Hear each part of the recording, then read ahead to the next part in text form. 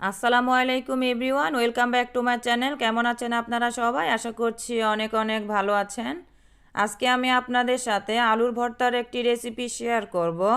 আসলে সকলে আমরা আলু ভর্তা করতে জানি, তবে আমার কাছে মনে হয় এই পদ্ধতিতে আলুটা ভর্তা করলে অনেক বেশি টেস্টি হয়ে থাকে।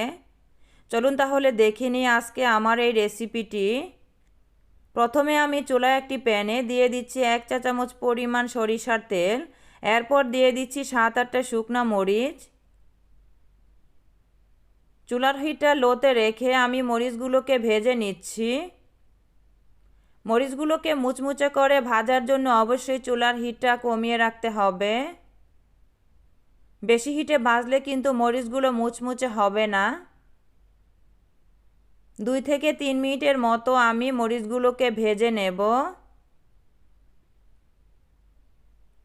মরিচগুলো আমার ভাজা হয়ে গেছে। দেখতে পাচ্ছেন মরিচগুলোর কালারটা অনেক চেঞ্জ হয়ে গেছে, কিছুটা পোড়া পোড়া হয়ে গেছে। এর থেকে বেশি কিন্তু আমি মরিচগুলোকে ভাজবো না, তাহলে কিন্তু মরিচগুলো পুড়ে যাবে। মরিচগুলো যদি পুড়ে যায় তাহলে ভর্তাটা খেতে কিন্তু তিতা লাগবে। এ পর্যায়ে আমি মরিচগুলোকে প্যান থেকে নামিয়ে একটা বাটিতে নিয়ে নিচ্ছি।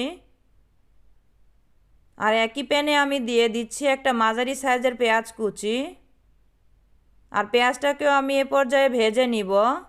আর আপনারা চাইলে অবশ্যই কাঁচা পেঁয়াজ দিয়েও এই ভর্তাটা করে নিতে পারেন, তবে পেঁয়াজটা যদি একটু ভেজে নেওয়া হয় তাহলে ভর্তাটা কিন্তু অনেকক্ষণ রেখে খাওয়া যায়, সহজে নষ্ট হয় না।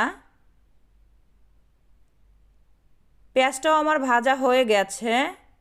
এ পর্যায়ে আমি পেঁয়াজটাকেও প্যান থেকে নামিয়ে নিচ্ছি।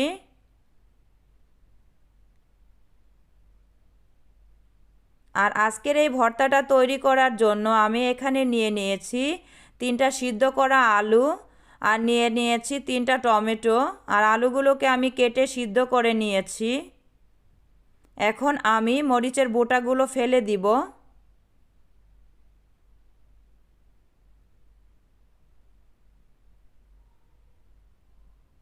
এ পর্যায়ে আমি এখানে দিয়ে দিব স্বাদ অনুযায়ী লবণ।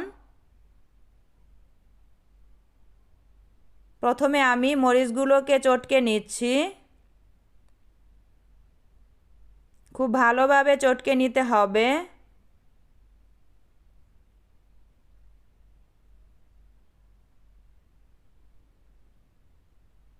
এ পর্যায়ে আমি পেঁয়াজ ও মরিচটাকে খুব ভালোভাবে মিশিয়ে নিচ্ছি।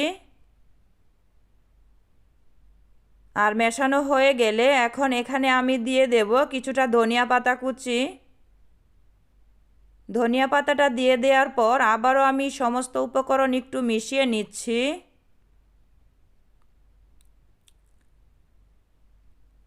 আর মেশানো হয়ে গেলে এখন এখানে আমি দিয়ে দেব 1 চা চামচ পরিমাণ সরিষার তেল। তেলটা দিয়ে দেওয়ার পর আবারও একটু মাখিয়ে নিচ্ছি। এখন আমি এখানে দিয়ে দেব আগে থেকেই সিদ্ধ করে রাখা টমেটো। প্রথমে আমি টমেটোগুলো দিয়ে দিচ্ছি। আর এই ভর্তাটা করার সময় অবশ্যই আপনারা আধা পাকা টমেটো নেবেন, তাহলে ভর্তাটা খেতে কিন্তু বেশি মজা লাগে। টমেটোগুলো আমার মাখানো হয়ে গেছে। এখন আমি আলুগুলো দিয়ে দিচ্ছি। আর আলুগুলো আমি কেটে সিদ্ধ করে নিয়েছিলাম, তাই আমার তাড়াতাড়ি সিদ্ধ হয়ে গেছে।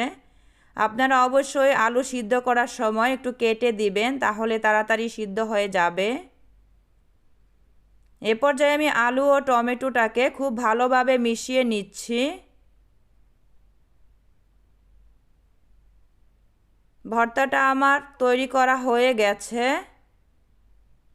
এটা দেখতে যেমন ইয়ামি হয়েছে, খেতেও হয়েছে অনেক দুর্দান্ত। অবশ্যই আপনারা বাসায় ট্রাই করবেন আর কমেন্টে জানাবেন কেমন হয়েছে। আমার আজকের রেসিপি যদি আপনাদের কাছে ভালো লেগে থাকে তাহলে আমার পেজটি ফলো আর চ্যানেলটি সাবস্ক্রাইব করে রাখবেন। আবারও হাজির হব নতুন কোনো রেসিপি নিয়ে। সেই পর্যন্ত সবাই ভালো থাকবেন।